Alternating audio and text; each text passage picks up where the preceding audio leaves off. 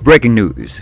Little did we know that on Sunday, April 12, 2026, the record-breaking bike of the 21-year-old Asian track cycling sensation Cedric Honorica was stolen from a convenience store.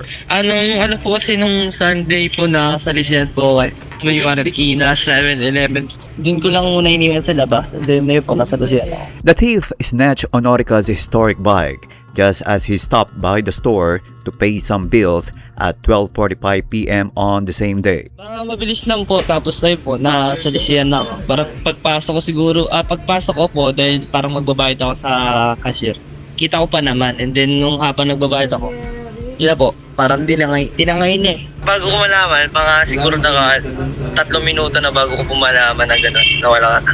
After a 2-day search, Marikina authorities successfully recovered the iconic bike in Barangay Tumana, City of Marikina at about 10:30 p.m. on April 14, following a tip from a concerned citizen. Nga po, kagabi may nag-message request sa akin. Kumbaga nung una po, napansin niya na yun na kilala niya yung bike and then, ayun po. Tawag dito, kinonfirm niya muna kung yun talaga yun. Tapos yung, bale, nakuha namin to sa pinagbentahan. Eh yung nakabili, inaalok-alok po doon ng patago.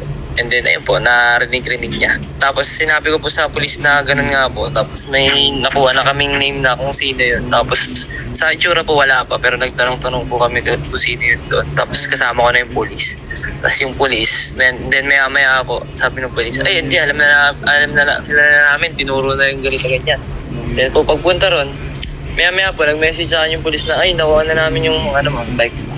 Parang need pa rin po ng tulong ko eh. Kung kung wala po nag-message request sa akin na nag-confirm na parang hindi rin po, parang pa rin sila, clueless pa rin po sila na kung nandun ba talaga. Pero may nag-iikot-ikot po sila doon.